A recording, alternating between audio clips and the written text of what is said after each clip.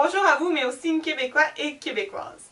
Aujourd'hui, je vais vous parler de l'intervalle de confiance sur la fiabilité de nos taureaux.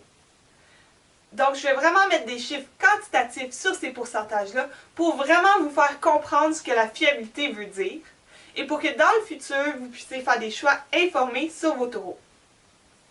Donc, premièrement, on va regarder vite les 4 éléments qui font varier la fiabilité. La fiabilité d'un taureau dépend de la fiabilité de ses parents. Donc, si les parents ont été génotypés ou si le père du taureau est éprouvé ou non. Ensuite, des données de la mère ou des filles du taureau. Donc, si la mère ou les filles du taureau ont été classifiées ou si elles font le contrôle laitier officiel. Ensuite, du nombre de troupeaux desquels les données proviennent. Donc, un taureau avec des filles de beaucoup de troupeaux différents est plus fiable parce qu'on voit la performance de ces filles dans plusieurs environnements différents. Et finalement, de si l'animal a été génotypé ou pas. Donc, selon la quantité de données qu'on a sur un taureau, on peut avoir une fiabilité de 30, 60, 90, 99% et tous les pourcentages entre.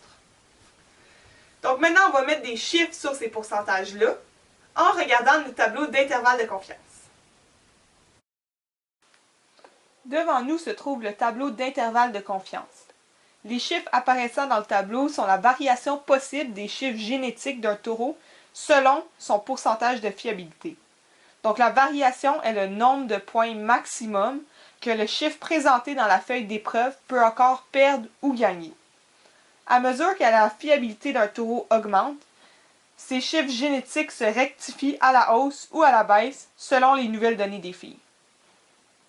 Un taureau éprouvé est souvent génotypé et a au moins une fille avec des données de classification ou de contrôle laitier.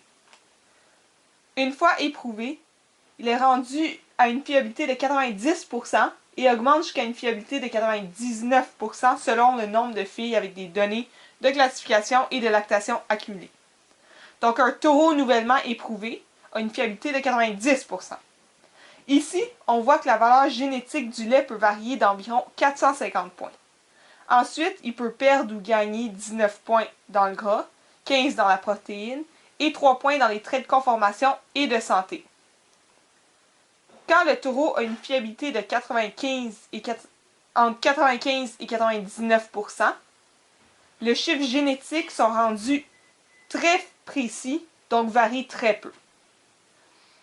Il y a une variation possible de seulement 142 à 317 points pour le lait, 6 à 14 pour le gras, 5 à 10 pour la protéine et 1 à 2 pour les points de conformation et les traits de santé.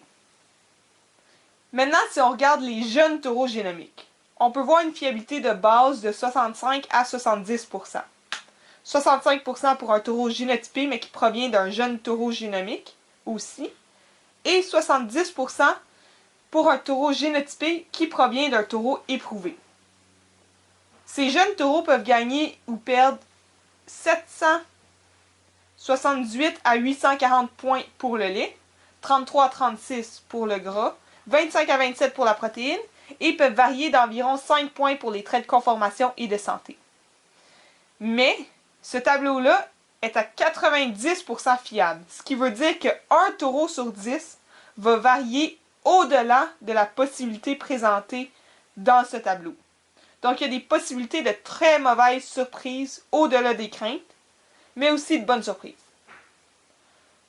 Donc pour mettre en pratique ce tableau, si on prend 2 taureaux de génétique équivalente, mais un est éprouvé à 90%, et l'autre seulement génomique à 70% de fiabilité.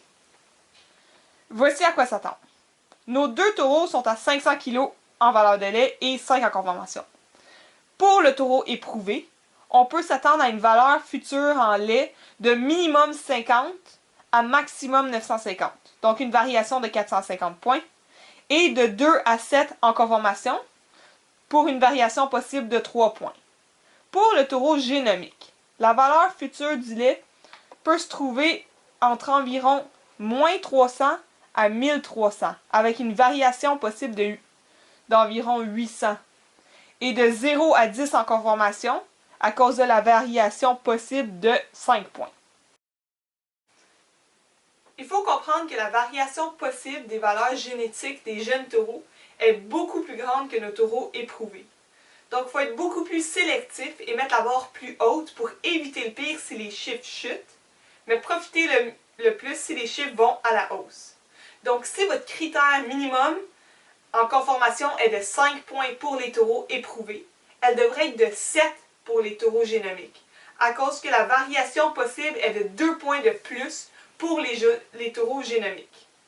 Ensuite, c'est à vous de décider c'est quoi votre facteur de risque. Si vous voulez prendre la chance avec des taureaux génomiques et avoir la possibilité d'avancer rapidement du côté génétique, ou si vous préférez prendre des valeurs prouvées et avancer sûrement, ou faire une combinaison des deux. Le choix est le vôtre. Donc, merci d'avoir écouté cette vidéo informative. Si vous voulez en voir d'autres, aimez la vidéo et partagez-la.